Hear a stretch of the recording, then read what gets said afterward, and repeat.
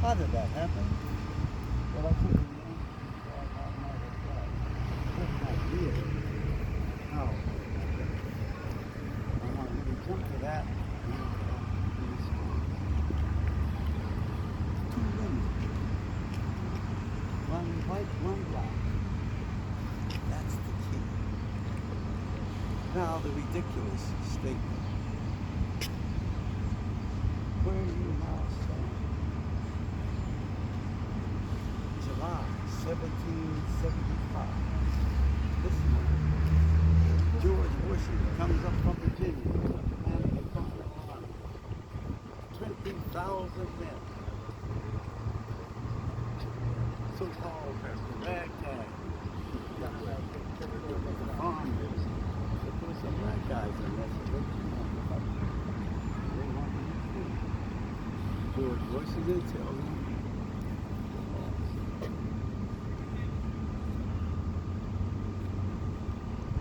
I missed something I want to tell you, that you can't get in America at all today.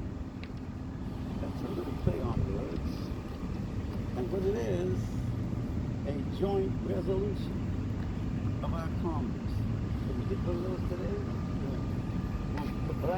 Back when there was a cowboy president, Ronald Reagan. Public Law 98-245, March 27, 1984. Please read joint resolution back on the first one. Joint resolution honoring the contribution of Black American independence. Honoring the contribution of blacks to American independence. Whereas from 1776 to 1783, more than 5,000 black men participated in the American Revolution as members of the Continental Army and state and local militias.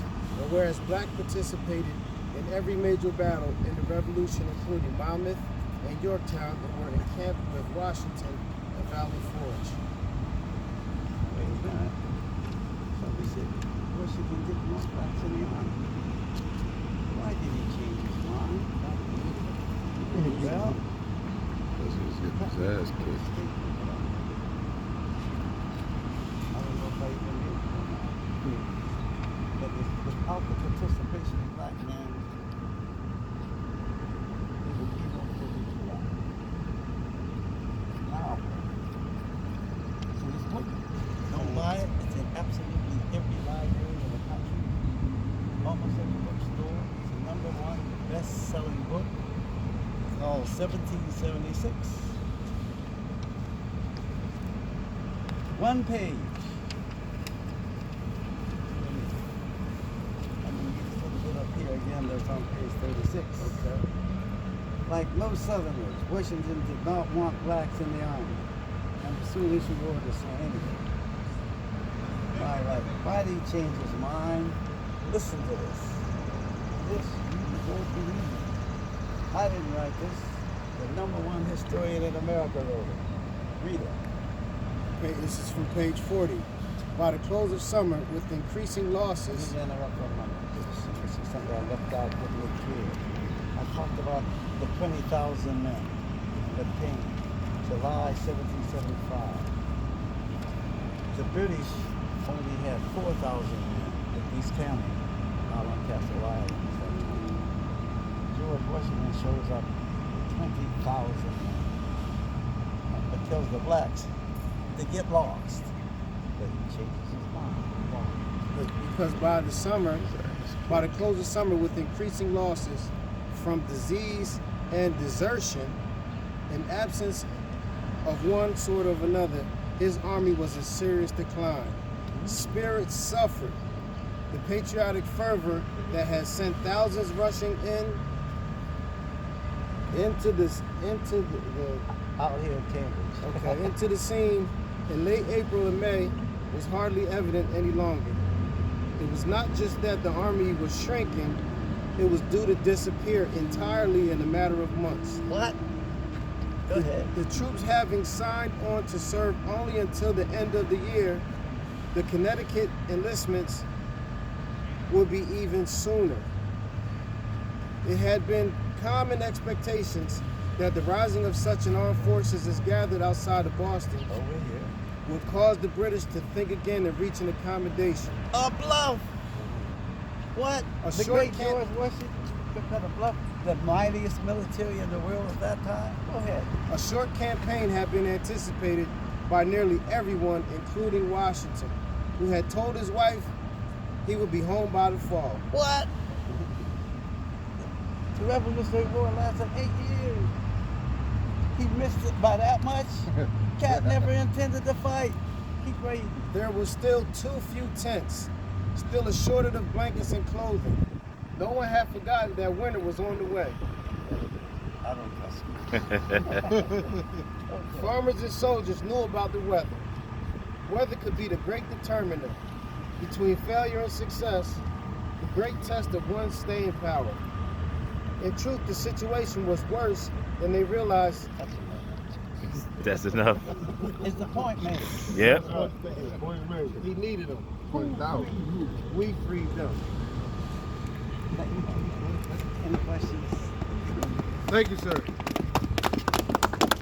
I'm so proud of all of you. Wait a minute. Because you didn't really hear how it really works. And you really don't understand yet what this great organization that we belong to. You gotta say is something all later, about. man. What's that? They give it all to them today. They gonna come back next year. They got some pictures to take us. We still gotta go to Castle Island and Cobb's Hill. The true story. Two women, one white, one black. One Abigail Adams, the wife of John Adams.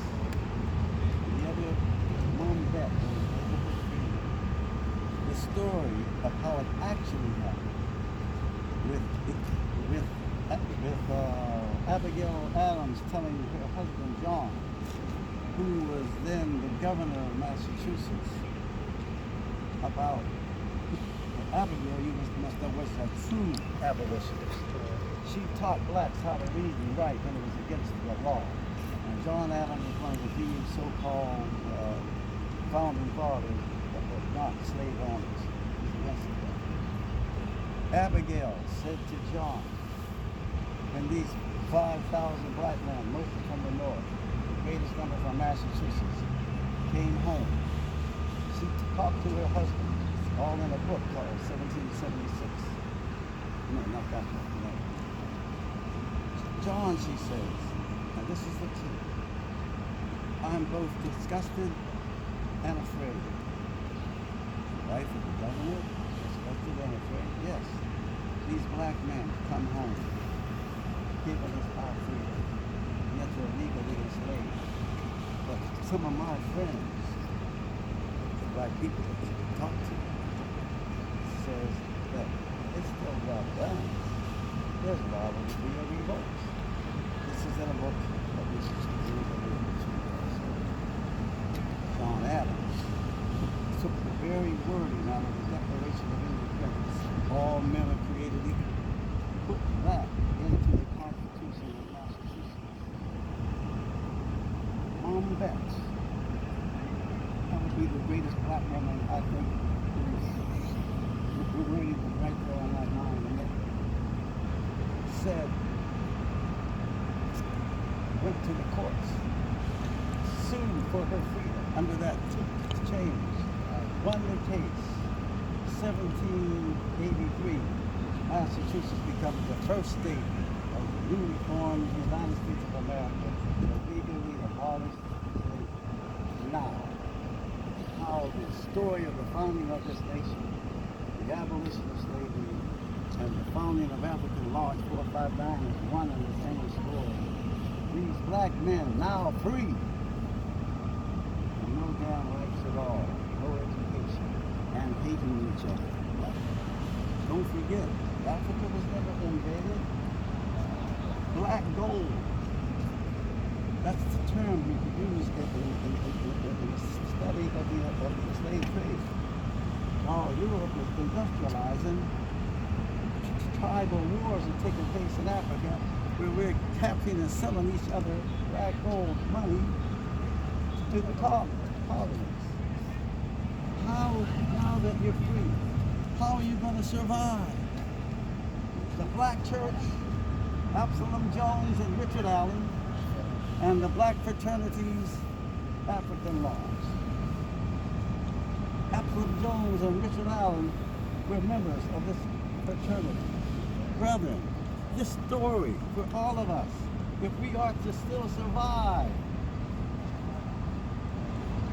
by the exercise of brotherly love, we are talking about the whole human species. One family, high and low, rich, that's enough. I don't want to preach.